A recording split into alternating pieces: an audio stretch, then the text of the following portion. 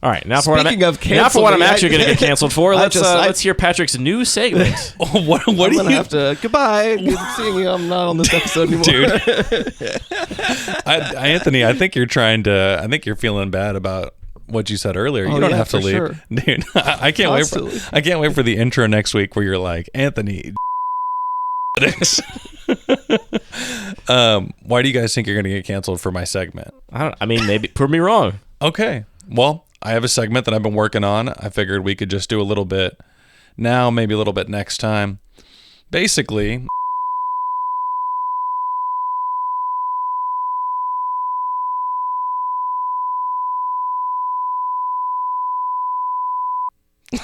both these guys they're just you're giving me doesn't that sound like a good idea?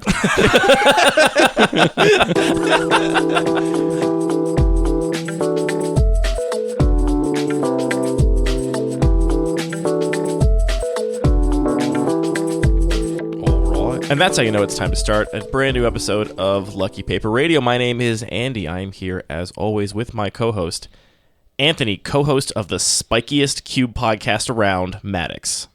The spikiest Cube podcast. Is that what this is? That's what we do now. I mean, before we didn't really talk about playing competitively, but then I did well at one tournament, and now all we talk about is how to be good at Cube and how to win, how to get dubs. I feel like you're underselling yourself a little bit. You didn't just do well. You did the best, except for the last bit.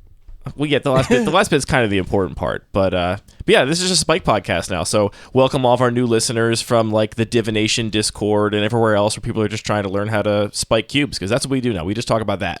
Great, I'm looking forward to it, and I have a lot of great stuff that I can contribute to this conversation. I'm sure. You're probably the least spikiest guy that I know. Really? Have you met some of those other guys? Who? I can see every other guy flashing through your eyes. Yeah, you're not that spiky. No, I think you're the least spiky guy. No, I think I'm not with spiky, Patrick, but I don't think I'm the least spiky. Who do you think is the least spiky person in our play group? The least spiky person in our play group. Daniel? Daniel? Okay, yes. Daniel's pretty not spiky. I suppose so, yeah. That other voice you hear is none other than Patrick One Shoe Doherty, who also joined us for Boston Cube Party, which is what we're talking about on this episode of the podcast. We are recapping Boston Cube Party, which we just got back from a couple days ago. Hi, Patrick.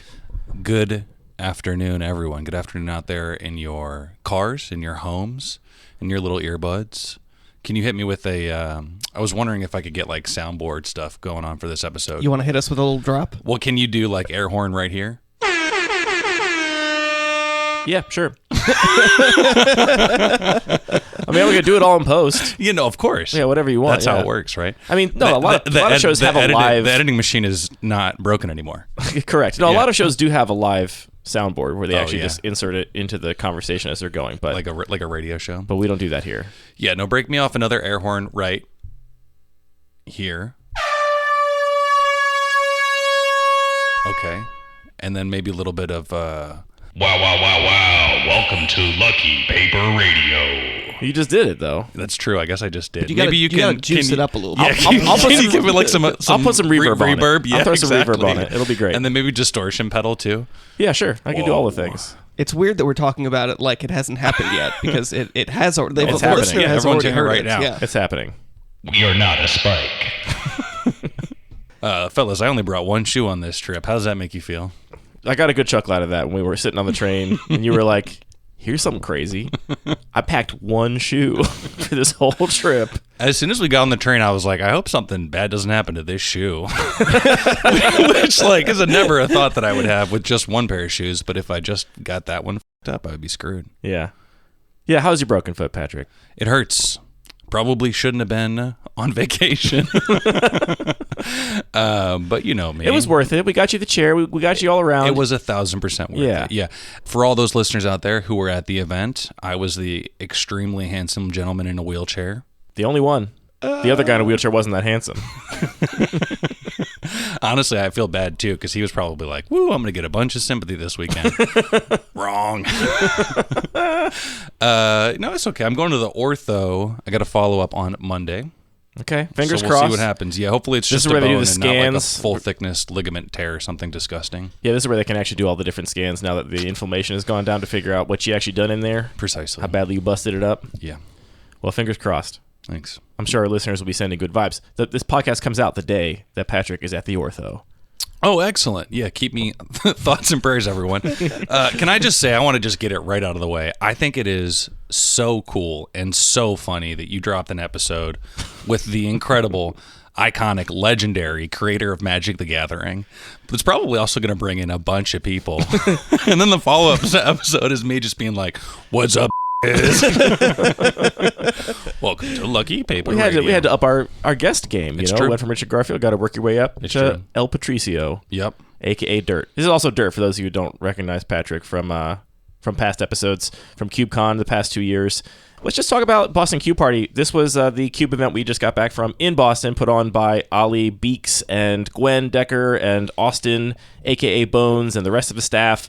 And it was a bit of a smaller scale than other Cube events we've been to, which is basically just CubeCon at this point for us. It was only, I think they allowed up to 96 registrations, and they had a total of 90-ish people there registered for each draft. So much smaller than the 400-person CubeCon last year. And I thought that was really nice. I thought it was a really good size for an event like this. How much was CubeCon? Was like a couple hundred people, right? CubeCon was 200 year one, 400 year two. Shoo! I mean, 3. they're aiming for 600 800 this year, apparently. Is that true? There they are. That is wacky. Yeah, keeping it small was pretty cool. I don't have entirely positive feelings about adding another 200 to the CubeCon attendee list, but Yeah. I mean, it's going to be a different kind of event, but Very different. I think that because there are so many other events happening, I appreciate there just being variety in the types of things that are happening. And some people, I mean, there'll be a lot of things that you can do with a bigger event that you can't do with 60 yeah, people, that's true. So, I mean, I guess it's good we have the one big, giant event, but this event was ideal for the kind of event I want to go to, which was just, some people hanging out in a sweaty community center playing some Magic all weekend. Boy, it was sweaty as hell. Yeah. I think I lost a couple pounds just sitting in that room. It was a little toasty. I mean, honestly, it wasn't as bad as I expected. Once we saw the weather report and how hot it was going to be, I was like, uh-oh, this could be a mess. And it was a little toasty, but it wasn't that bad. We also got lucky. We dodged 100-degree days here in Baltimore. Yeah, it's true. Weather was wild. We kind of just experienced those days in a nearby city. Yeah. Okay, good, great. But they weren't 100-degree days. Sure, Yeah, I guess think it was like high 90s close. on Thursday in Boston. Okay. Oh, we're going to have to agree to disagree on that one, fellas. Fair. As Anthony alluded to and I alluded to, I did well in this tournament. I made top 8 after skipping a whole draft. There were 5 main event drafts followed by the top 8 draft. And on day 1, I had gone 2-1 and 3-0, and I was like, if I cared, maybe I could stay for this last draft of the day and maybe make top 8 if I keep playing well. But I decided to scoop it up, go home, do the friend draft back at the Airbnb, which of course I'm glad I did. And I thought at that point I was just giving up any chance of going to top 8. But then the next day, 3-0'd the 2 drafts on Sunday morning, back to back. And the points just broke that I did scrape into top 8. I think I came in at 6th. And I just ran hot all weekend. So I feel good. You did great. Love We to all do well. You did a love really good job. I will also point out you got a little lucky. In the last draft, you got paired up against Anthony. So I mean, he just off of the high of defeating Theo. He had Theo's blood on his sword when we Yeah. lined up for battle. Yeah, apparently that didn't work out too well for me in the end. I mean, it was a good match. sick. So look, I'm interested in doing like an actual tournament report, at least of sorts. I want to go through all of my drafts at least, and I want to hear more, whatever you want to share about your drafts from this weekend. Then we can talk about the event overall. But I did draft a bunch of different kinds of cubes. I did not draft the same cube twice, and I intentionally tried to like spread my selections around to draft whatever the range was available to me. And I also ended up drafting a bunch of different decks in each of these cubes. And none of these cubes are cubes I'd ever drafted before either. So I was going into all of these completely blind. I did not study the lists ahead of time or do my homework at all. In fact, for the first 2 drafts of the day, I didn't even make selections. I just, put a couple of cubes on the I do not want to play this cube list in Hedron Network, mostly because I already played them before or because they were just really not my vibe. But I pretty much left it up to the randomness to put me in whatever pod. Basically, I was like, if I don't really care what I'm playing, let me help the algorithm make full pods, right? The more people are willing to be flexible, the more chance you can actually get full pods instead of like scraping stuff together. So let's just start with the first draft of the day, Saturday. I was playing Gwen's Tiny Leaders. Wait, you don't want to go all the way back to Thursday?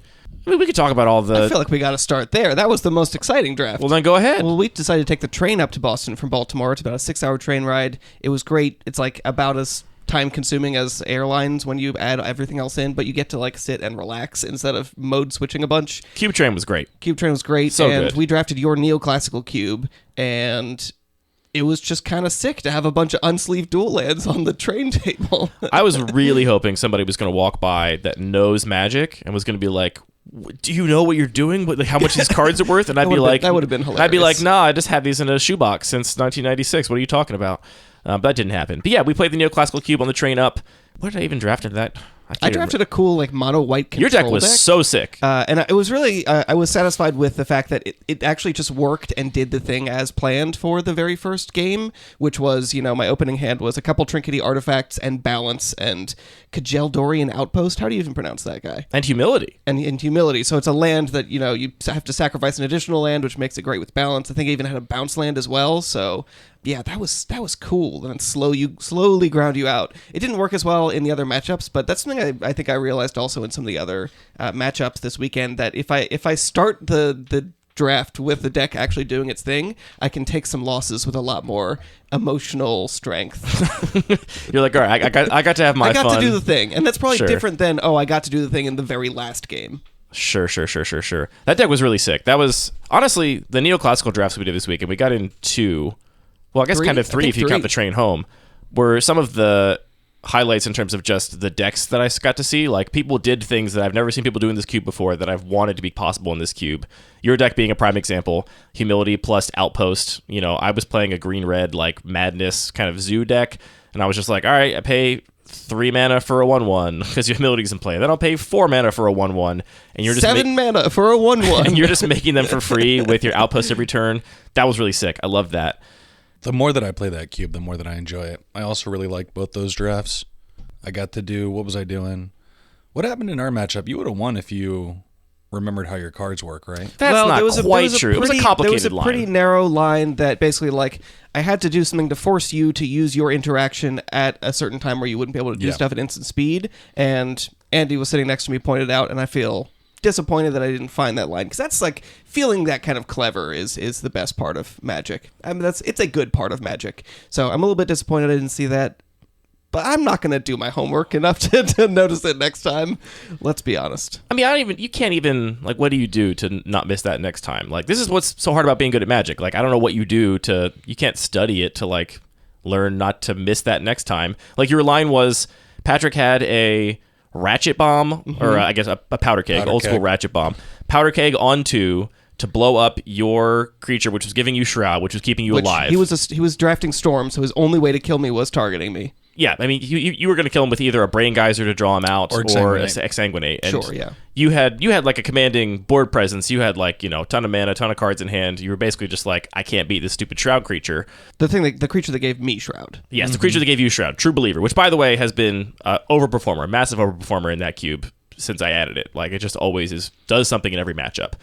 And the specific line was you had to, on your main phase, have Enlightened Tutored to go get Faith's Fetters out of your deck. Remember that Faith's Fetters can, hit anything, not just creatures. And you were supposed to Faith's Fetters the Ratchet Bomb, which would force Patrick to pop it on your turn when he can't cast Exsanguinate or Brain Geyser. And then you had a way to recur Seal of Removal in play. Yeah, so I could have bounced my own creature. You had Seal of Removal. So forced him to use the Ratchet Bomb, and if he didn't, then I was still in fine shape, and then, recast the guy. A lot of moving parts there. Like, I think that line is a tricky one to find. For me, I think it's all about just trying to be mindful to slow down, because there will be moments like that all the time where I'll be like, okay, I missed the line, I made a mistake. And as you just mentioned, it's almost impossible to remember every edge case, every mistake that you make. But the point for me is to try and honestly just take a deep breath and pay attention to everything that's happening, try and take inventory of what's happening on the board. And that's how I get better. I tried very consciously to slow down this weekend, because that is definitely one of my biggest gaps as a player. Is I move too quickly, because honestly I get bored. I get bored thinking about what I'm supposed to do, and so I just kind of like am pretty impulsive and just kind of go. And I definitely made plenty of mistakes this weekend. There were a couple of like very obvious punts I made, which were disappointments to me. And I think I was telling people that like I definitely got lucky this weekend. You can't perform that well in a Magic tournament without getting lucky. Just ran a little hot. But I do think that I am a much better drafter than I am a player. Like, I think I drafted good decks this weekend. I'll stand by that. And I think I played them well enough. I think I played them, capably, but not excellently. There were definitely a few lines where I'm like, a better player would have figured out something better to do here than I eventually sorted through. Any other pre-main event drafts you want to talk about? We drafted 100 Ornithopters, and Theo won and named it an Ornithopter Ornitheo, which is very cute. That was very good. We love that. I lost to Theo in the finals there, drafting very similar deck to what I drafted last time I drafted 100 Ornithopters. It was actually exactly 15 Ornithopters both times, and Assault Formation and Beastmaster Ascension, these types of cards. This time I also had the 2 copies of similar effects of Glimpse of Nature, and that was a lot of fun to be able to draw a bunch Big of difference. cards. And I got one game off Theo, but then he just had too much going on. Couldn't Enough quite put it down. disenchants. Beastmaster Ascension, such a cool card. Yeah. It's a cool name. Also, Theo was running Kessig Wolf Run, which seemed like a huge overperformer. Yeah, I think that card's easy to overlook, and then when you're in any kind of like stalled board, just being able to give trample and also dump as much mana as you want into damage on your opponent when you have these like otherwise kind of free to attack and block with creatures floating around is quite powerful. Yeah, absolutely. Also, just before we get too far away, I just want to shout out my deck on the train, which maybe was one of my favorite decks from the whole weekend It too, was sick. which is everybody who knows me knows I love a little Tolarian Academy, Winter Orb type package, but this was the first time that I had played it with, I had Seaborn Muse and also Crop Rotation, and it's like so sick. There's no environment where I get to play like that that I get to do regularly. I really enjoyed it. You got to do the thing I've wanted people to do with Seaborn Muse, which is like tap a land down in response to the untap trigger with Rashadan Port, and then tap another land down after you untap. Yep. Which is just so good. Devastating. Yeah, not to mention, what's the other one? Deserted Temple. So I was tapping like four lands at Yeah, you my did. You opponents did a have turn. a couple times where you were tapping Yeah. 4 lands Yeah. on their upkeep because you would untap your port with Temple twice, and you had just Pretty infinite rude. mana with all of your Tolarian Academy mana. Yeah. You're getting really good at drafting those decks too. I feel like you are exploring their edges and getting good at piloting and drafting them. They're tricky decks to draft. You should give yourself some credit for being able to do that effectively. Thank you. I appreciate that. I definitely was attracted to the broken, disrespectful nature of it. And then there was a period probably last year where I was like, what am I doing? How do I pilot this thing? And that's where you really see the life leave your opponent's eyes, where you're like, oh. I've effectively stalled the entire game. Now how do I win? Yeah. I've ruined your whole day. Yeah. What do I do next? Yeah. Let's go to game 2. Real quick note here from the editing booth. In addition to all of the cards mentioned that I put on the page normally this week, I've also gone ahead and put my full deck list for every single one of my drafts on the cards mentioned page with little headings so they're separated from the rest of the cards mentioned. So if you want to follow along and see my full deck lists, that's the best place to do it. I posted pictures on Twitter as well, which will also be linked in the show notes, but it's so much harder to read those glary pictures. So all the decks are entered with actual card images from Scryfall on that page if you want to see them. All right, let's talk about these main event drafts. The first draft of the day on Saturday, I drafted Gwen Decker's Tiny Leaders Cube, which is a perfect example of a cube I would never have chosen for myself because Commander is not my favorite thing, because I'm not a big Commander player. So this I just got assigned because I didn't make any cube selections, and like I said, I was happy to play anything, and this was a pretty interesting environment. So this is a Commander cube, effectively. You have a commander you can put in the command zone. The way that Tiny Leaders works is your commander has to be 3 mana value or less. And this cube's design restriction is that all the cards in the entire cube are 3 mana value or less. The commander is one of your 40 cards, so you play with a 39 card deck, and your 40th being your commander, and it has normal commander rules. You can cast it. The next time you cast it from that zone, it costs 2 more. If whatever changes zones, you can always put it back in the command zone. Pack 1, pick 1, I opened up an Orcish Bowmasters and nothing else of note, and I was like, okay, I'll take this really powerful card. I continued to draft throughout that pack, and the pack 2, pick 1, I open up another Orcish Bowmasters, and I'm actually sitting across from Gwen in the draft, and I'm like, Gwen, you break Singleton in this cube? And Gwen's like, not on purpose. Turns out there weren't supposed to be 2 Orcish Bowmasters in the cube, but I got to have both of them, which was congratulations. pretty No sick. shit. very That's lucky for you. crazy. It was wild, yeah. Obviously, one of them was not supposed to be in there, and it got cut after that draft. So I think the only person in the history of that cube to ever get to play with 2 Orcish Bowmasters, and turns out they're pretty good in multiples. And I ended up in a Esper control deck, and I think my deck was very good. Like an excellent deck. I had a great combination of removal and answers and card advantage. However, I had a big flaw, which is that I never saw an Esper Legend. And the way that color identity works in Gwen's Tiny Leaders Cube is that you can play whatever cards you want in your deck. There's no actual color identity restriction on that, but you only get basics of the color identity of your Tiny Leader. So if you want to play a color not in that color identity, you have to have drafted non-basic fixing in order to cover that. And I was an Esper deck, and I had access to no Esper Tiny Leader. I saw no Esper Legend in any of the packs. And it turns out, I found out after the draft, that the person sitting to my right in pack 3 just took Rafine in their Sultai deck, which, sometimes you gotta do it. I respect them. If you gotta take what you want to take. But that would have really brought the whole room together.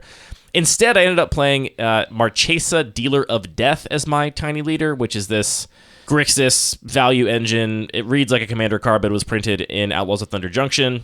And I played one mountain because I also happened to have a couple of fetches that could get red. So I had 3 incidental red sources to maybe cast this, but mostly I was just an Esper deck with an off-color legend. And I won round 1, lost to Gwen in round 2, and Gwen was playing a really sick Judith, the Scourge Diva Aristocrats deck, which guaranteed access to Judith really does change your evaluation of various Aristocrats cards when you're drafting and deck building, and that deck was quite consistent and very powerful.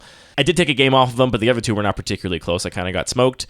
And then I got there in round 3, but it definitely seemed like the best decks in the pod by far were decks that were really taking advantage of their companion, their commander, in a way that my deck wasn't. So I really liked my 39 cards. I think they were really good. I'm happy with reading open lanes in that draft and finding the colors that were open, but the structure of the cube did not allow me to get a companion or a commander that would fit that restriction, which would have really put the deck over the top. Do you think it's correct in this environment to stake out a lane early to try and draft your Tiny Leader, as it were, pack 1?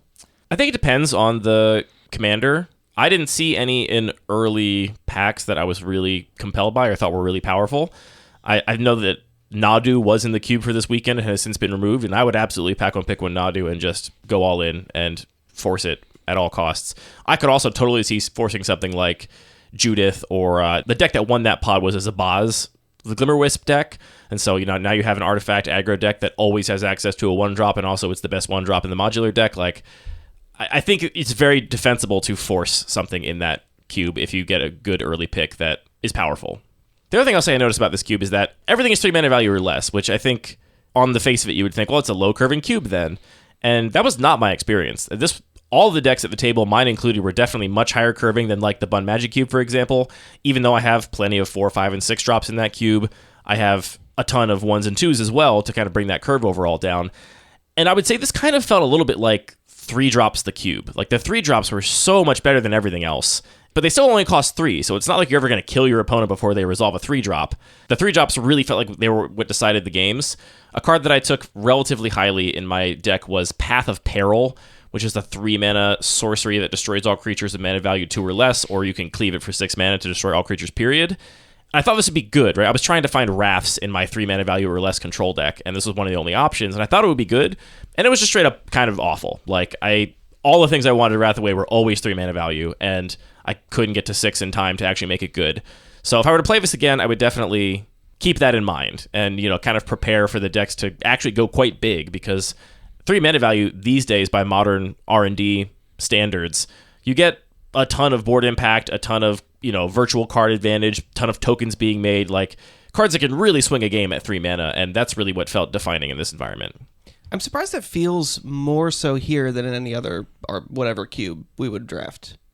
What do you mean? What specifically about this made it that the 3 mana value mattered most as opposed to 2? I think there was just a lot of 3 mana value spells, and the curves were higher than anticipated. I was trying to draft 1 and 2 mana spells because I like to keep my curve low as possible, and I still had 1, 2, 3, 4, 5, 6, 7, 8, 9, 10, 11 3-drops in my deck. Interesting. So it might be less about that sort of that restriction having an impact and more just about the individual card choices that go into the cube. Yeah, I don't think it's a factor of the restriction, got it. Actually. I think it's actually that, the restriction sounds like it's going to make for a low curving environment, but the cards that Gwen has selected, which again, he's trying to make a Tiny Leader's cube, you have to have a density of legendary creatures with a wide variety of color identities, and that's way easier to get at 3 mana. I had a main deck Geist of St. Traft. A lot of those are going to fall at 3. Exactly, yeah. So anyway, it kind of felt like 3 drops the cube, and I would draft it differently in the future with that knowledge. One card that overperformed for me in this deck, and actually overperformed for me all weekend, was Engineered Explosives. I have always been a big fan of this card in the Bun Magic cube, and I guess I kind of assumed that maybe it wasn't that good in other cubes because I so rarely hear other people talking about it, and I'm like, I guess this is just a thing for my weirdo, super low curving cube. But I played this in 3 drafts over the weekend, and it always was excellent. So shout out to Engineer Explosives, and put it in your drafts decks. of 3 separate cubes. 3 drafts of 3 separate cubes. So put it in your cubes, folks. It's a powerful and fun and flexible answer.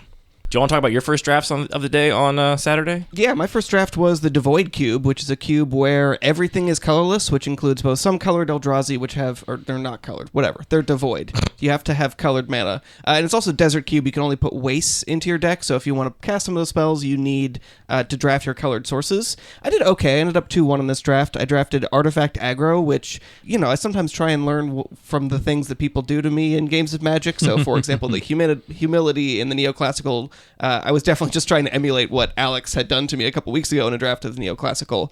And I had seen last time I drafted the Devoid Cube, Zach Barish drafted a insane Artifact Aggro deck that just crushed me.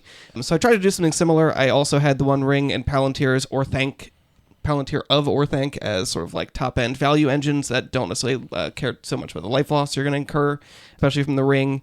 But I think I just didn't quite get there in terms of having the density of 1 and 2 drops, and the Eldrazi deck just got a big boost from Modern Horizons 3, so lost round 1 against the Eldrazi deck, and then did manage to scrape it by in the next 2 matches. Did you have fun playing with the aforementioned Ring?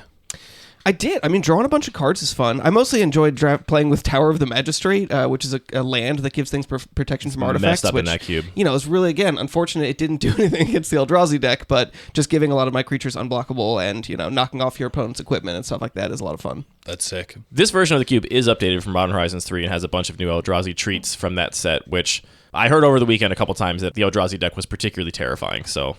It really was. Not the only one to fall to the Eldrazi deck. I believe our friend Theo McGrath did a Eldrazi ramp deck that was sick in that cube. I drafted Creatureless Cube, Muhammad Ali Beeks' cube, and it was sick. Honestly, I'm impressed that everyone in my pod and presumably most of the people over the weekend were able to jam matches of this cube in 50 minutes because... it's a very, very much go wide type cube where there's a lot of creature tokens running around. And my first game was 41 minutes. And then we had to slam another one in 10, which was a little stressful. But I had a great time. I did a classic Blood Chief Ascension grinding station type stuff where I also drafted, what's this thing that everyone knows? Sword of the Meek. And then I got Thopter Foundry at home with hidden stockpile and a little entomb action. It was a good time. Oh, hidden stockpile Sword of the Meek. I never thought of that. That's cool. That's pretty interesting. It was a lot of fun.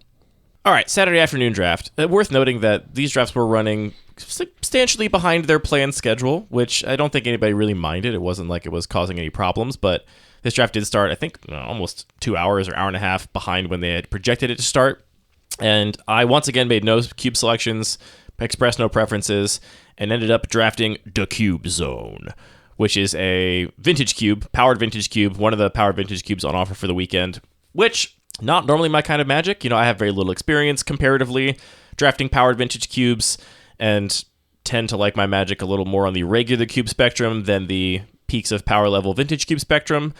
But I really don't know how much credit I can take for this draft. I picked one Ancestral Recall, as one does, and then I just felt like I was getting fed blue cards. I got a 3rd or 4th pick Flash, which was one of the only things I looked at in the list before I drafted. I was like, does this cube have Flash? Because I think if a cube supports it, it can be one of the best things to do.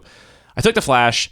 I kept getting fed blue cards. I eventually got a Tinker as well, and then just got handed 2 Moxen, basically. I opened one in pack 2 and was passed another one, and just had probably the most broken deck I will draft in a typical vintage cube, maybe in my entire life.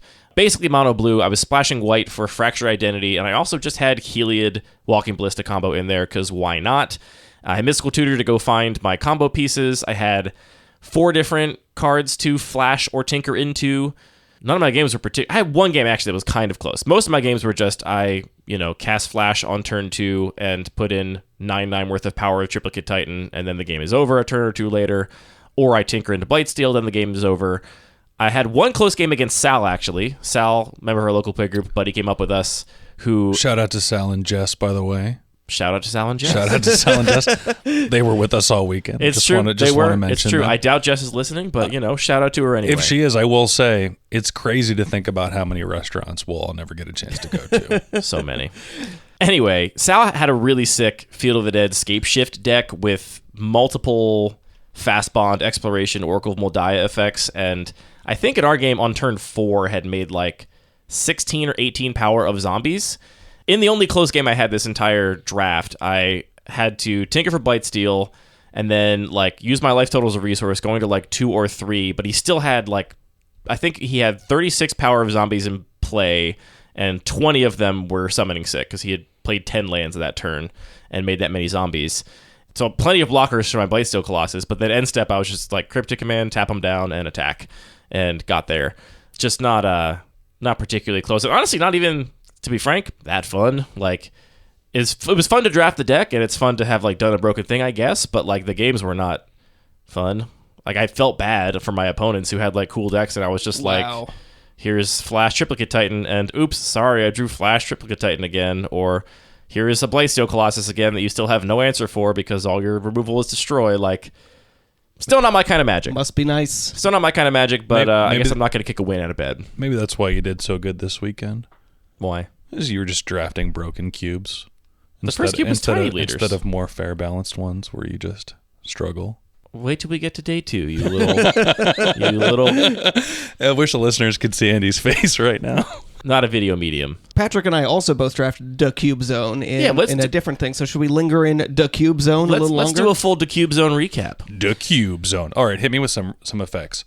The Cube Zone. I'm doing it. Cool. I'm doing the yada yada hand motion to indicate this is where the I think effects that's what go. all the radio DJs are doing when they're looking at the producer going like, come on. Hit me.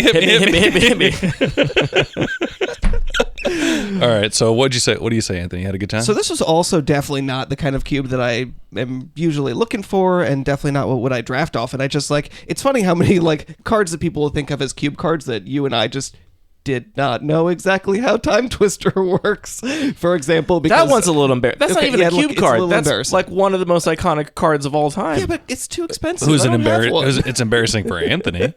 I mean, for both of you, I would say. All right, let's not worry about that. Let's not get bogged down in I had a great details opportunity where the night on Saturday night I learned about the term angle shooting. Right, edge shooting. God, it's edge shooting. Yeah. Right? I think it's angle shooting. No, I thought it was angle shooting. No, I think I'm getting confused. I think you called it edge shooting all weekend, but it's actually angle shooting. All right, insert cha-ching noise here. I'll do it. And then Sunday morning, I got to just accidentally do it. I was like, oh, I guess I'll cast this card angle called... shooting. That's cheating. I mean, it's not cheating. I thought that was the whole point. I thought that was what angle shooting was cheating by mistake. No. It's more like using information outside the game to try and lead somebody. Importantly, it is explicitly not cheating. Like, by the rules, angle shooting is not cheating at all. It is just like it's a loose doing something that is like kind of sketchy, but is still technically within the rules. That most people would agree is not above board. It's a shame that even though people could probably learn from this moment, we're going to cut it all out. Anyways, I was like, I guess I'll cast this card called Time Twister, and Anthony was like, "What does that do again?" And I was like, "I shuffle my graveyard and hand into my library and draw 7." And he was like, "Do I do it?" And I read the first 3 lines, and I was like, "No, I don't think so." And he was like, okay, cool. To be fair, it was like the original formatting. It wasn't like, modern Oracle text. It looks text. crazy. That's correct. And it is tough to decipher. It is kind of hard to read. Yeah, I mean, there's so many cards these days, and like I think especially it's funny how they've reprinted a lot of these classic cards. Like Wheel of Fortune, they've made 2 or 3 recent reworkings of it, and it's like some of them are just you, some of them are everybody, some people get a choice, and so it's like it's hard to keep track of these. And I just never cast a Time Spiral before. I'm sorry. Anyway, I think one of my first picks was Oath of Druids, and I just thought, let me just try and do this. My first pick was Time Vault, which is a combo piece, and I never saw something else to go with that. I think that my second pick was Oath of Druids, and I was just like, let's just draft this in That's the spirit good. You and stayed try and do open. crazy combos. So I ended up trying to do this like Oath of Druids thing, which a bunch of like cheaper interaction and planeswalkers, and then Ulamog and Gruff triplets and Archon of Cruelty at the top end. And I actually had a ton of fun, and I also had Fast Bond and Wheel of Fortune to try and do that. So there was like a lot of variety in my games, and the fact that, you know, one game I got to play Omnath Locus of Creation and then like set up cracking a bunch of fetches in order to just quote-unquote hard cast Ulamog. Other game like cast Wheel of Fortune and then Necromancy, the Archon of Cruelty. There were just a lot of opportunities for interesting lines.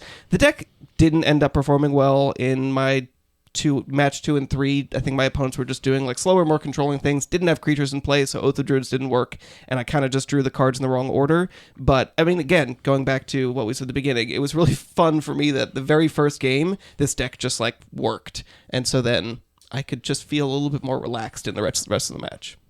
How did that feel to you? You were my opponent round 1. My deck was pretty much not very good, but I think you did a great job. I had a lot of fun. Thank you. Highlight for me is I got to brainstorm Terminus.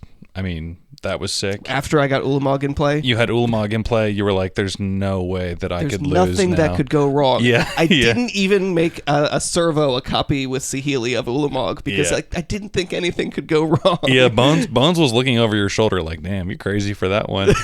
I mean, why would you have to sacrifice one of them? Right, yeah. But I mean, it still would have probably been a pretty difficult to lose board, a board state that would have been difficult to lose from if I just, what is it, Annihilator forward you right there? Oh, is that? It was the worst Ulamog. The better one is the mill one. Okay, well, I didn't have that one. Well, that's fine. I just want to we should be clear to our audience. I drafted my best Ulamog. No, it's fine. We should just be clear. The infinite Gyre. He brought his best Ulamog to the table. So you were considering, or at least it crossed your mind, to turn a servo into Ulamog, sacrifice the original, Right. shuffle it back in, which actually is pretty good with Oath of Druids. If To that's how be you got it in play. totally transparent, I considered this right at the moment that I said go to combat. Yeah, and it attacked do him be with like that. attacked him with a 1/1. It do be like that was cool. sometimes. That was Yeah, cool. I was like, no blocks. It was sick. Anyways, that's been The Cube Zone. No. I did bury the lead a little bit.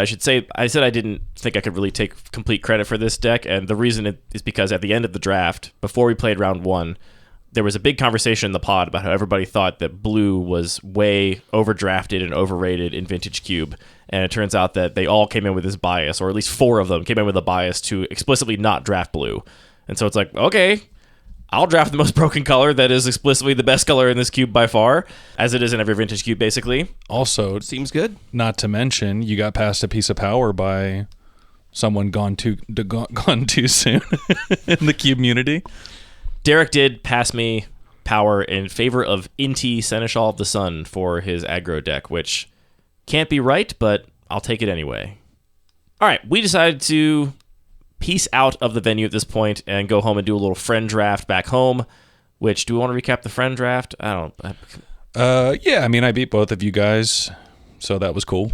Nice. Personal Good victory. job. Always a good night when I can take games off of both of you. Or was that Friday? I don't think Friday. you played me on Thursday. that was yeah. Or peasant. I don't think you played me on Saturday, yeah. Peasant Cube is what I'm thinking of. Soph's Cube. Yes, yeah. That was Not Peasant. That was not Friday Peasant night's Cube. draft. Budget Synergy Cube. Pardon me. That was Friday night's draft, yes. Anyway, back to the venue on Sunday. At this point, like, I'm still trying. I'm like, maybe if I 3-0 twice, I could possibly top 8. I'm like, putting some effort in, but still think it's pretty much out of reach for me. At this point, I did start ranking cubes preferentially, only because you can only say you don't want to draft 5 cubes, and now that I added 2 more cubes, the ones I'd already played, to the list of cubes I didn't want to play, I couldn't fit all the list of cubes I didn't want to play in that list anymore. And so I started ranking them, and my first choice for the first draft of the day was the Ixalan to M20 Standard Cube, which I was interested in because this is an era of Magic that I discovered while playing. I am fairly nostalgic for. It was an era where I was getting more invested in the game and really like ramping up my investment. It was also an era where I was drafting a ton. This was maybe kind of the standard era where I had drafted the most of all these sets. I drafted a lot of these sets. So I knew all the cards, which was nice, and I was curious to play a cube that was focused on this era because I'd never seen or drafted one before. In this draft, I did go in with a preconception a little bit of just looking at the curve of the cube and the sort of breakdown of fixing and things. I really was interested in being like a bigger mid-range deck. I was skeptical of the viability of like true aggro, and I felt like the curve was really high, and it would be very hard to get the right curve for even a control deck. Like the density of cheap removal was not super high. There were board wipes, but they were largely pretty inefficient. We have things like Kaya's Wrath, which is really hard to cast, and Time Wipe, which is very cool, but also not the most efficient Wrath. So I felt like there were pieces missing for aggro and control decks to be really viable, and I just wanted to be like a big mid-range deck. I did come in with that bias a little bit.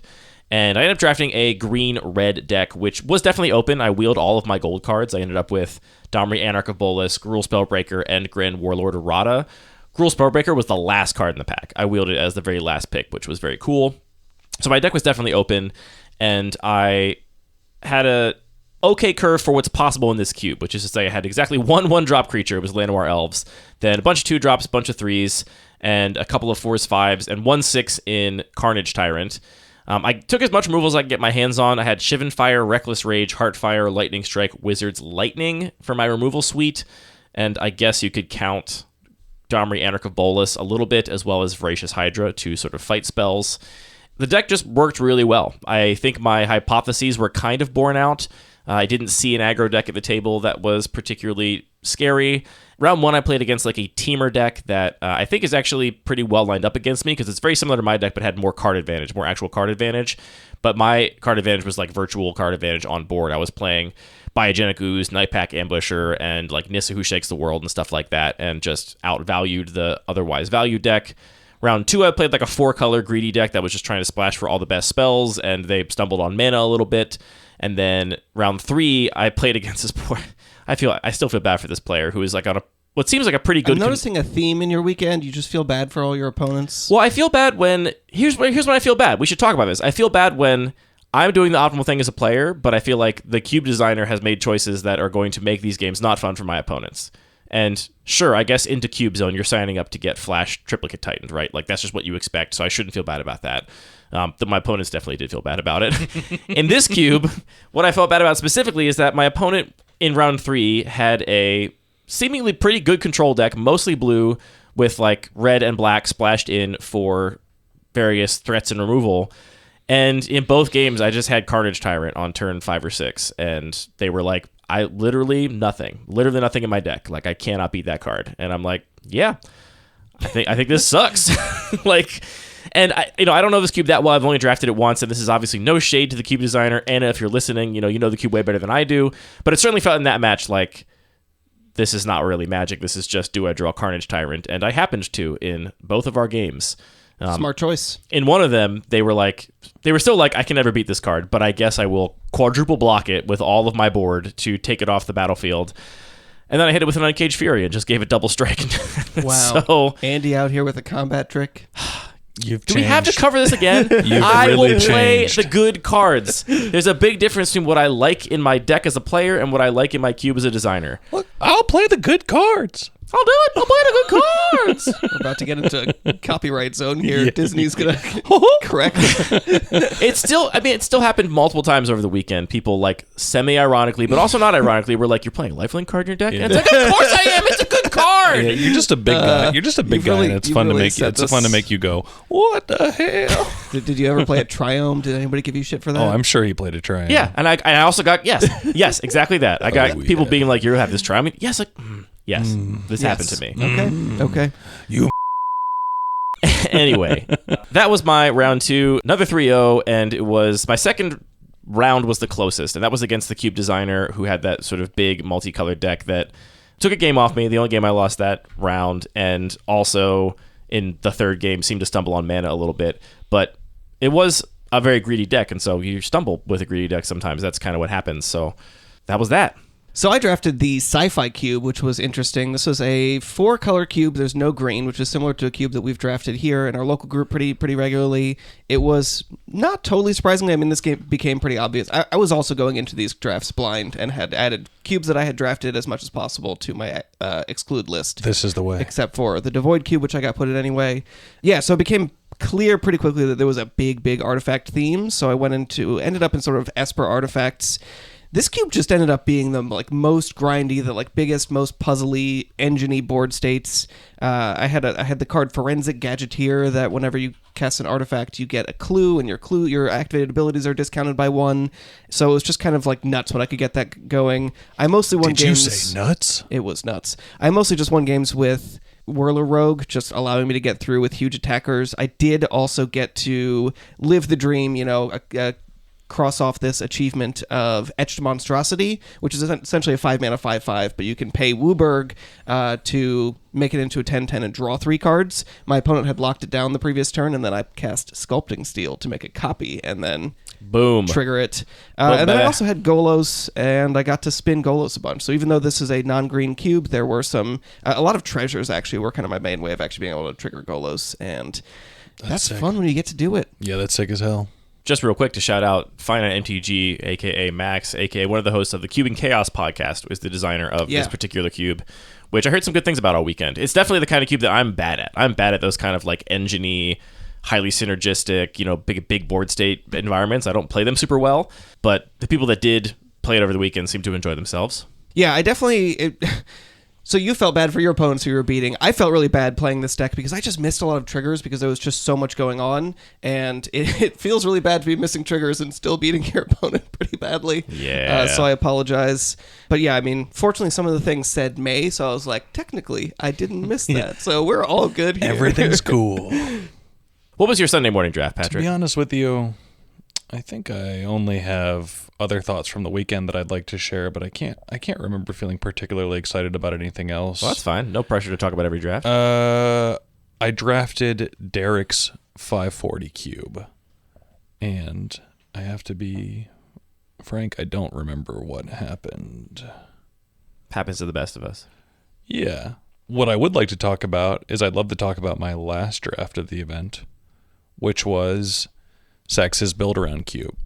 Have you guys drafted this? I have not. I actually might have put that on my negate list just because that feels like a cube that I would draft and just have a literal non-functional deck. And I was actually talking to Ryan about this, and he was like, yeah, that's the point. You're supposed to draft it 3 times, and it'd feel great if you succeed 1 out of 3 times in just having a deck that works.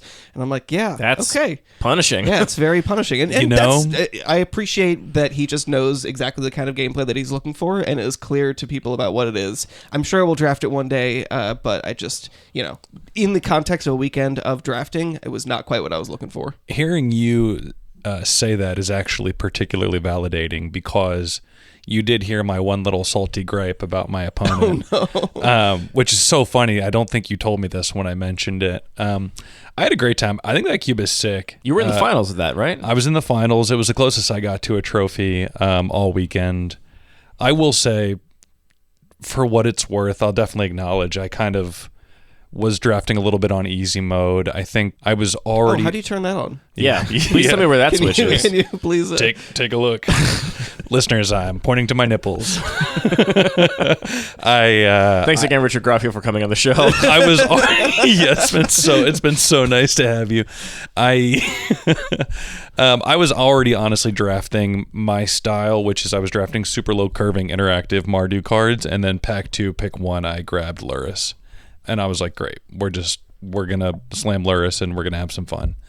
But I will say, especially by the middle of pack 2, when I had really already kind of staked out my lane, a lot of cool, wacky blue cards, a lot of crazy build-arounds that were going around there that if I hadn't already picked something up, it could have been You would have been tempted. Yeah, for sure. You both know that my heart is blue. But either way, I drafted that. I had a great time, had some really close matches all around, met some really nice opponents. Everybody was super chill. And then in my third round, my opponent truly was a real mensch. He was very kind. His deck was extremely cool. It was an Orzhov Life Gain Synergy deck with some cards that I'd never even seen before. No, that's not true. It also had green in it, but it was cool. And then right after the end, right after the match finished and I had lost, he went, whew, only took me 3 times. And I went, wait, what? And he went, well, this is my 3rd time drafting this cube this weekend at the competition. And I just went, oh, cool. So, You know anyways, what? I think that was a almost smart beat it on my choice. first try, so that feels good. As somebody who racked up 3-2-1s, I kind of wish I'd done that. You had really honed it in. Yeah. Anyways, but that cube's sick. I would love to draft it again because I'm sure it would go totally differently.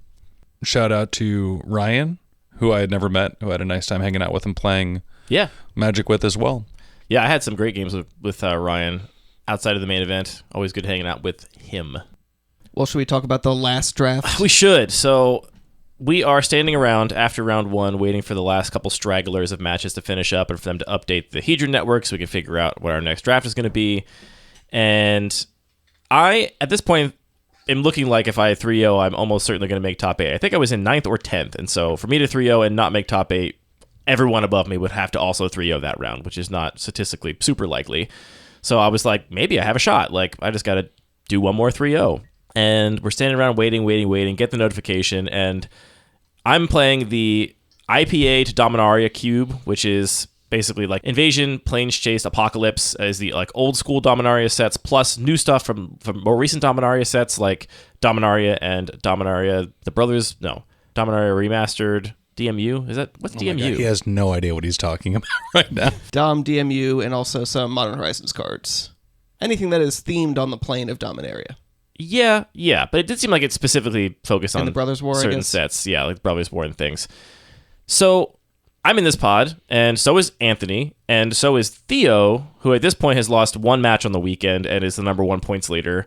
And But you still had a better game win percentage than Theo. because I skipped a whole draft. Yeah, okay. I skipped a whole draft. So yes, I had a better game and match win percentage than anybody. But Theo, unsurprisingly, he's a fantastic player and is, at every event that we're at, he's usually in the top couple spots.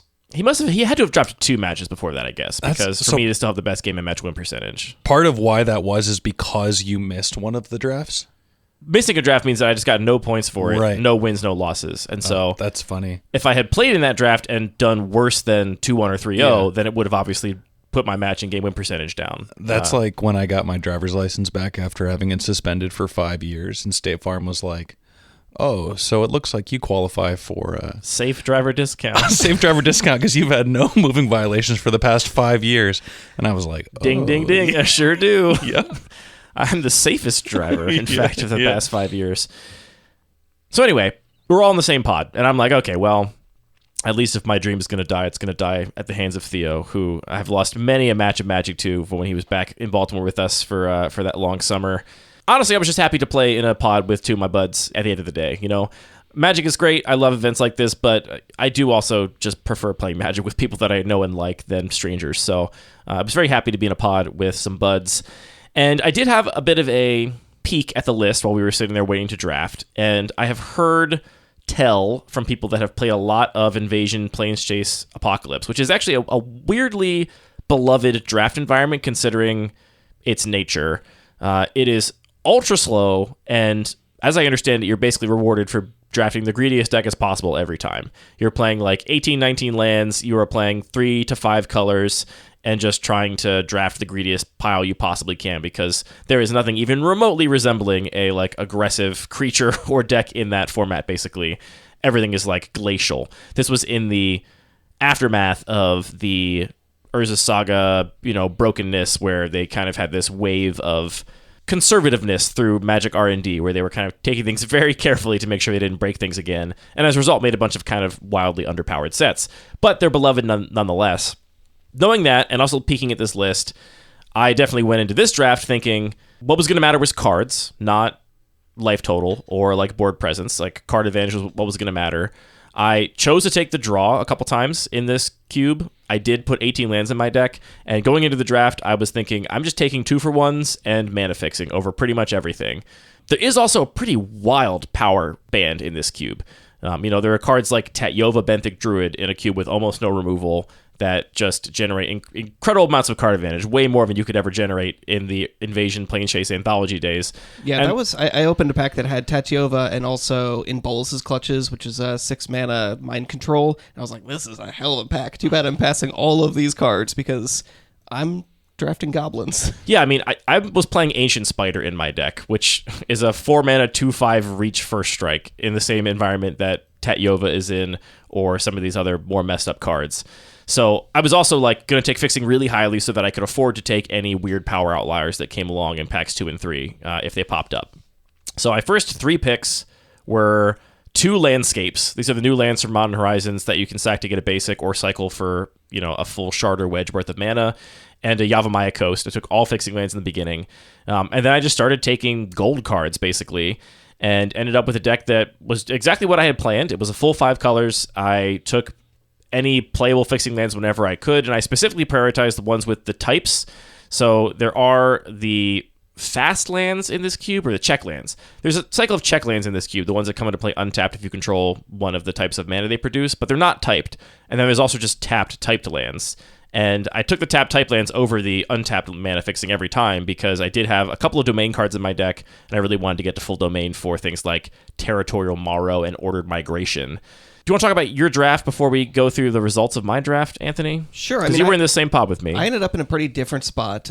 This cube had a pretty big Saproling theme, so I was excited to, ham it up about Saprolings while we're sitting around before the draft. But I ended up taking Pack 1, Flame Tongue Yearling. My pick 2... Which, big power outlier. Yeah, big I was power surprised outlier. to see that here. Real quick, just for context, I was very happy to play Stormscape Battle Mage in my deck, which is effectively a 6-mana 2/2 that comes into play and destroys a non-black creature. I was thrilled to play that. So Flame Tongue Yearling, by comparison, is absolutely nuts. Yeah. And then I did take Song of Freyalise, pick 2. That's, again, felt like a huge power outlier, but then green didn't really feel open. That must have been pick 3, because I saw that Song of Freyalise. And I was sitting 2 seats away from you with Theo in between us. About that? Okay, fine. Maybe it was pick 3. Who can say?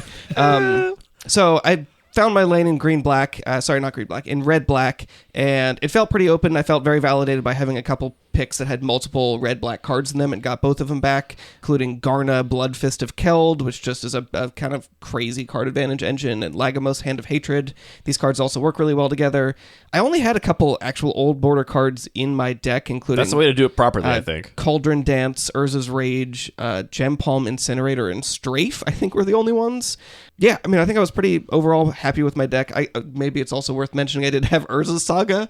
That's definitely worth mentioning. Very few artifacts and nothing actually to fetch with it, even though I was looking pretty hard after I got that sort of pretty early pack 2. You say you were looking pretty hard, but you didn't take the Blood Tallow Candle. That was the one thing I could have taken, and I did not. So...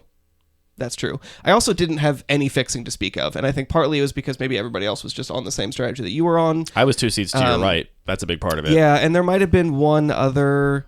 I think there was literally one opportunity I had to take a fixing land once I sort of knew the lane I was in, and there was just something insane in the pack, and I was hoping I could get my vegetables later, and I did not.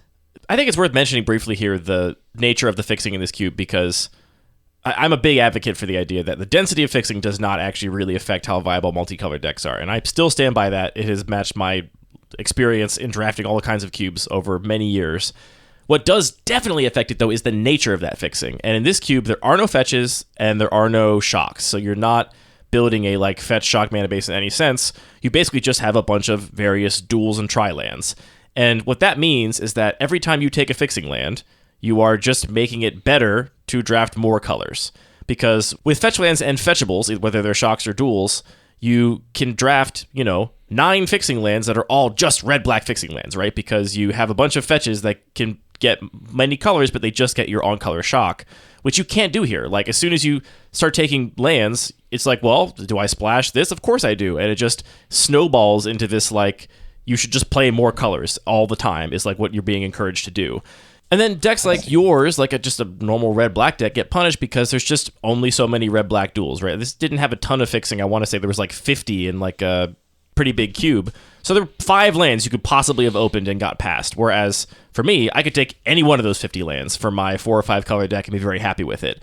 That is just a thing that happens when you have mana fixing. It looks like this. It's so hard, I think, to encourage people to draft good mana bases in 3 and especially 2 color decks, without just making the 4 and 5 color decks naturally dominant. Another great reason I love fetches.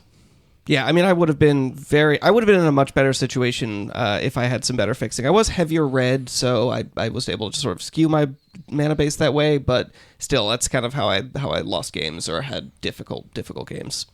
But your games weren't that difficult because you won round one. I won round then one. In round two, you steamrolled Theo, just absolutely Which crushed I was him. shocked by. This, I'm trying to think if I've ever beaten Theo in a match ever before. You surely must have. You've played a lot of Magic I'm with not sure. I don't think so. But it did feel pretty one-sided. I ended up sideboarding in my match one. I also do want to call out that my opponent played Voice of All. It was a creature that he gave protection from red, and I had literally a single removal spell in my deck that could deal with it. So it's just like, well, I gotta just go super wide and smash a bunch of goblins into this. It is a 4-mana 2/2, so you just gotta ignore it. But yeah, then I beat Theo. It was cool that I'd sideboarded in Divest because he just had some like bigger stuff that I wasn't sure didn't have a lot of ways to deal with. And just knowing his opening hand, then I was able to just like really easily play around an aura that he had, and it felt good. I also won my first 2 rounds, so you and I ended up meeting in the finals. Some things that really stood out about my deck. It really definitely felt like it was all about inevitability. I had just enough 2-for-1s, and I drafted removal as highly as I could, but it's a pretty removal-light environment, so I didn't have as much as I would normally like in a deck. But I was just basically looking to trade off creatures as early as possible. Like, if you're going to offer a trade, I'm going to take it, because I just have my Prophetic Bolts and my Ordered Migrations and my Factor Fictions at the top end to just recoup that card advantage and eventually grind you to dust with whatever creatures I have in play. My actual win condition was not that clear. It was like, well, just whatever's left over after the dust settles. A couple things I did here. A couple times I had Baron Tolarian Archmage in my deck, and it almost always felt correct to just bounce my own thing, even if it had no ETB value whatsoever, because a 3-mana 2/2 draw card was so much better than a 3-mana 2/2 put your opponent's creature back in their hand. There were a lot of threats with Kicker. There were a lot of threats with other, modal effects that were better in your hand, and also tempo never mattered. The clock was never there, so it wasn't like I got to save my life total. It was like, no, I'm just gonna play my Deathbloom Thallid, then play Baron and pick up Deathbloom Thallid, and then replay Deathbloom Thallid, because drawing that card off of Baron's static ability or triggered ability was so much better than just buying any kind of tempo. I took Jungle Barrier pretty highly. It's a 4-mana 2/6 wall that draws a card in ETB. Just, a bunch of nonsense. Territorial Mara was probably my biggest win condition. It's just the 5-mana card that gets big. +2/+2 for each domain you have, which was a 10/10 in most of my games and an 8/8 in the one where it wasn't a 10/10. Yeah, no evasion to speak of, but just keep abyssing your opponent, and eventually you will get there. Definitely a very interesting environment. It felt like I had not played Magic in a long time, where tempo was really barely a consideration at all. Just didn't really matter. It was all down to inevitability, which I don't think would be a thing I want to do every time, and I wonder how much this format would feel different if every player sitting down had drafted it a bunch and had that same thesis, if that would still be true, or if all of a sudden, if everyone's trying to go for attrition in the long game, you can actually go for a tempo short game. But yeah, I was 18 lands on the draw and very happy to be doing it. But then came to the finals. At this point, I know for sure I'm playing for top 8. If I win, I'm going to make top 8 and get to play in the last draft of the day. And I'm playing Anthony, not Theo, because you have slain Theo, who is playing for your first trophy. And our decks were very different, as we just described. I'm this big, greedy, multicolored deck that's just playing 2-for-1s, and you actually have a pretty cohesive, aggressive strategy of playing goblins and attacking with them. What kind of 2-for-1s did you have in your deck, if any? Garna is the biggest card advantage engine. I also had... I guess Lagomos is also kind of, a virtual card advantage. Do you want to call Mog War Marshal a 3-for-1? Yeah, for sure. Great. And then I had some random Saga that was fine. Cauldron Dance. I really wanted to Cauldron Dance Mog Mob, but I never actually drew Cauldron Dance. Game 1 was actually really close. You presented a pretty fast clock, and I was slow to deploy my threats, as always. But I did eventually land Territorial Morrow and was kind of stabilized, and I chose to attack you on a turn where I felt like it would be very difficult for me to die on the next attack. I didn't know what was in your deck. I didn't know how much haste you had. I didn't know how much burn you had. But I think on board I was going to be left with 4 or 5 or 6 life or something, and I felt like in this environment at low power, it's pretty unlikely that I was going to die on the crackback. So I said in Territorial Morrow, you just took it. You just went to 10, even though I kind of expected you to jump block with something, pointless. Nah. But you're like, no, life total's a resource. I'm just taking it. The next turn, you swung out with everything, which did put me to, a mistake. I think, 2, because you also did draw something else, or, had some other... I think I was at 5 or 2 if you chose to sacrifice the Arc Lightning Goblin that after makes more attacking. sense, yeah. So you needed to find 2 other damage with haste somehow in there. And just couldn't do it, and I managed to eke out that game because you played one blocker after combat, which I then had Wizard's Lightning for to then attack through with the Territor Morrow. You just got two-shotted by Morrow in that game. Yeah, I mean, that was a stupid attack, and I was just, like, overloaded thinking about, like, oh, I have this burn spell, and I had Gem Palm Incinerator in my hands, and I was trying to think about, like, what's the best way to use these, and I should have thought further ahead and just not attacked with everything, and then still kept up both of those pieces of interaction, and then hopefully drawn enough burn to just kill you around the Territorial Morrow. Yeah, it's funny because the longer the game goes, the more I think I'm favored. So yeah, you could, for sure. So I was like trying to be aggressive. So you could question my attack on the prior turn because you're like, well, if you have a good blocker, like why not just simply sit back and wait? But again, I didn't know how much removal you had, and there is like terror in this set. You were playing black, like you could just remove Territor Morrow, and then I'm way behind. And I also felt like your board was wide enough that even if I did block something and kill it every turn, I think I was still going to die in like 3 or 4 turns. Like you were still going to get there eventually on board. And if we both kept deploying threats, the board would stay relatively the same. So I decided to attack, and then I think in hindsight, it was probably not the best attack to swing out with everything, just leaving a couple other things back and hoping to go around the Morrow. Because then I don't know if I get to attack again, basically. Like if I attacked that turn because I was pretty confident I wasn't dead on the crackback, but once you develop your board any further, I don't think I have another attack like that without just being dead on board, basically. So it gets kind of tricky. And then you got horribly mana screwed, as happens. Mulligan to 5, and I think I kept it was a bad 5, and I was, again, suffering from the mana fixing situation where I think I had only mountains in my opening hand, and I had 1 or 2 of my black cards, and then I proceeded to draw a swamp, which was cool, but then only draw swamps for the remainder of the game, and it was a bit of a bummer. You asked for a swamp, and the universe delivered too many swamps. So it's like, cool, well, I did the best I could with the 3 non-lands that I had in my opener, and that's about all I had to work with. Yeah. Damn. Yeah. You hate to see it. We do hate to see it. So that was the main event of Boston Cube Party. I had a great time. I enjoyed all the cubes I drafted, and think all my decks were fun, and like got to play wildly different kinds of Magic in a bunch of different ways, which was really exciting. I did get to play in the top 8 draft, and I don't want to talk about this too much. I ended up losing in the first round, which is kind of what I would have expected me to do. But I was drafting this fully altered vintage cube, which I just got to say, like, it's a beautiful artifact. It's an incredible collection. There were a lot of things about this cube that made it not that fun to play at the end of the day, after the end of 2 long days of drafting. The fact that none of the art is recognizable makes it so much harder on your brain to figure out what's going on. It's a cube that also breaks Singleton, but all the cards have completely different art, even though they're breaking Singleton. So you have 2 copies of Misty Rainforest in your deck, but they look completely different and not like any Misty Rainforest you've ever seen before. And that cognitive load was a lot, especially at the end of a long weekend of drafting. Also, the packs were 16 card packs, and they were seeded with 96 lands across all of the packs. And the cube designer at the beginning said, You like lots of lands? Here's the thing. I do like lots of lands. You know what I hated about this is the cube designer at the beginning said, there's 96 cards in the pack, so you don't have to prioritize fixing. And I was like, well, what? I play lots What if I want to? I play lots of mana fixing in my cubes, but I definitely do not think that means you don't have to prioritize it. I think it means that you prioritize it almost exactly the same, or differently, you just end up with a different kind of deck.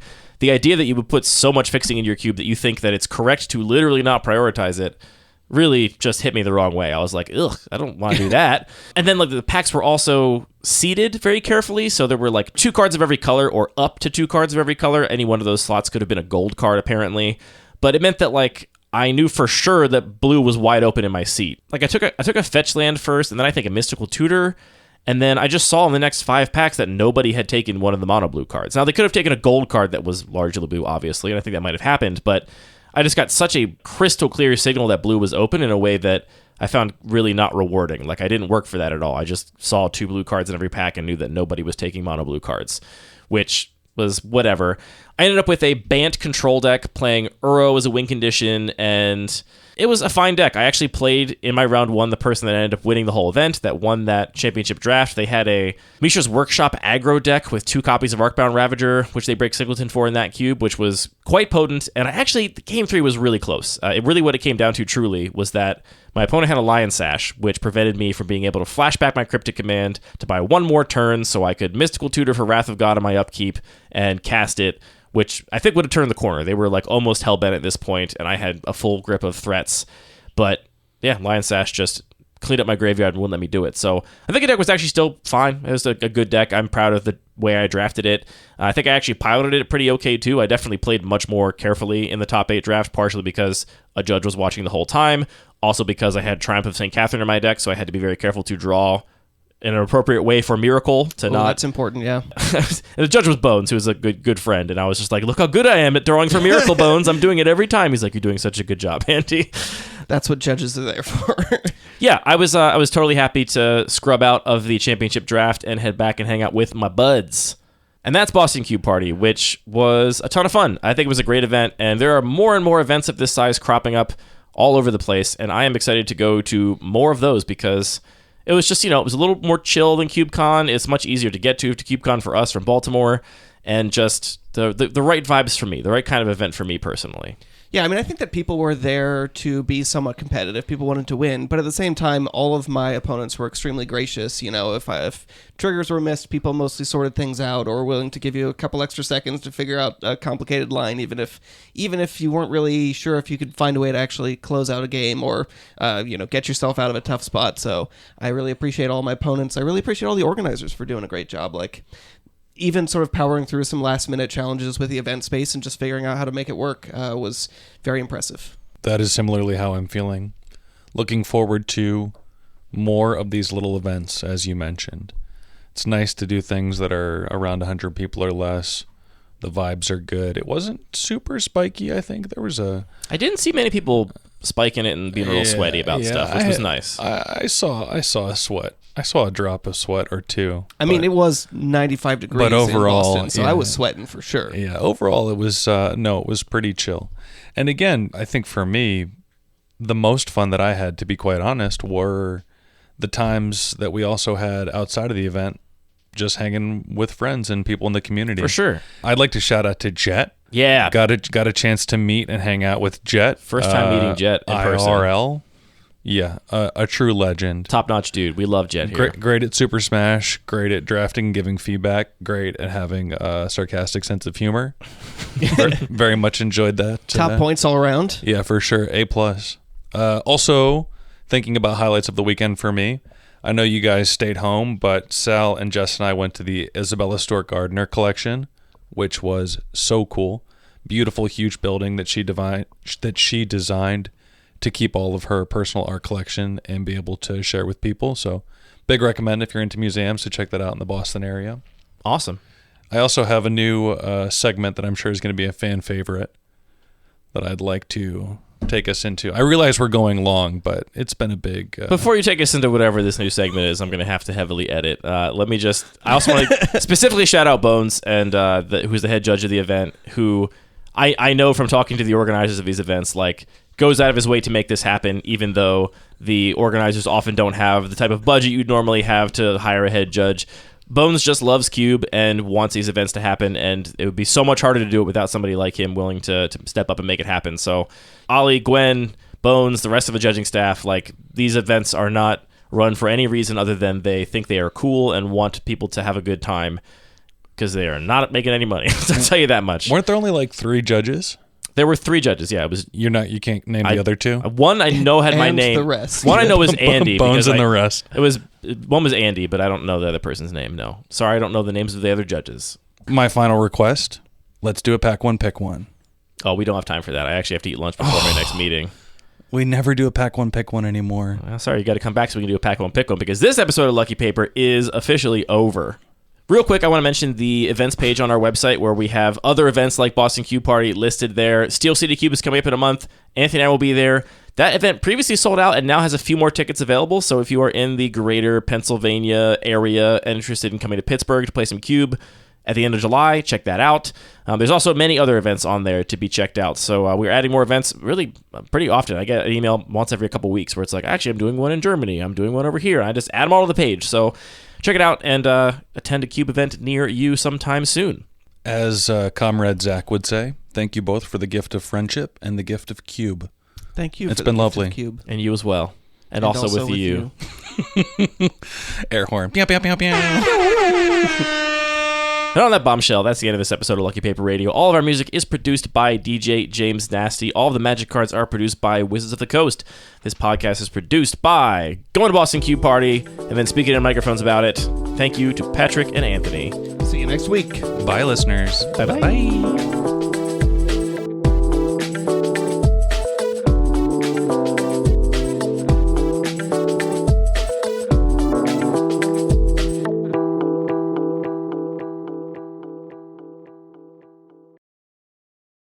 Should we do like a little podcast within a podcast? Yeah, we should. What's it called? Hey, welcome to Anthony's little podcast within a podcast corner. We can do better. This than that. is Let's come up with a better- Patrick. Let's come up with a better name. Hey, welcome to Patrick and Anthony's little tiny weeny itsy bitsy podcast within a tiny podcast corner. And this name is better than the last one. It's not by much.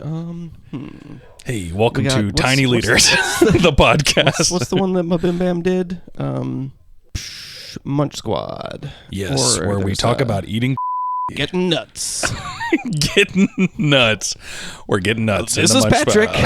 Squad. And this is Anthony. And we're getting nuts. Auga! What kind of nuts have you eaten this week, I'm Patrick? smashing I myself saw on the head you eating with, some on the head with a hammer cashews. right I now. saw you eating Boing, some boing, cashews the boing. other day. I love nuts. I'm talking Top 5 nuts. Go. top 5 nuts. Almond nuts. Cashew Brazil nuts.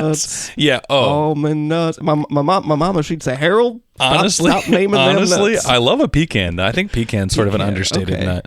Also I love a nut that I got to Pistachio. work for. Brazil nuts. Make me work for it. Brazil's a little Brazil nuts little are- circular. No, they're the big ones. They look like a big Oh. segment of orange almost. Oh, Which also is kind of interessante. how they come. I've never actually had a whole Brazil nut. but See, I don't know if I've had a Brazilian nut either. they're- Anyway, this has been The Nut Getting Zone. Nuts. What is it called? With the boys. What two, the two nut-loving sucking on nuts. What was I saying before I left? We got lunch now, by the way. Oh, great. But it's Indian, so, it'll stay good for a while. Beautiful. The dog is mad. I really thought that was like an emergency call, the way that you answered it. Well, It I was very was just... serious. Yeah, no, it is serious. I'm just glad I'm glad Hillary didn't like fall down or something. I was like, oh no, what's happening? You fall down and break your foot once, and all of a sudden the worst thing you can imagine is somebody falling down. Brother, we're getting older, and falling down is also just how you die die. sometimes. Falling down is scary. It's true. Dude, my grandfather just fell down. I don't know if I told you guys this. He fell down like 2 weeks ago and broke his hip. And then he died. Yeah, he his body went into shock, and he was well, but he was 89 or something, and that was it. Well, that's awful, I'm Patrick. sorry to hear that. Thank you. You're both too kind. He was crazy. You would have liked him. His him and my grandmother's home. They had named it Dragonland. Excuse me? Yeah, they were wacky. So he was 6'9" or 6'10", something like that. He was Nice. he was a gargantuan guy, and he was a crime novelist aficionado. So they would travel the country together and go to crime novel conventions. And yeah, they had tons of dragon paraphernalia. Their license plate was Dragon, Dragan. Wow. May he rest in Yeah. peace. Rest in peace. He's riding an eternal dragon over the sunset as we speak, smiling down on us with his weird ass long whiskers. Well, I'm very sorry, Patrick. That's okay. These things happen. Just slow down on the stairs, everybody.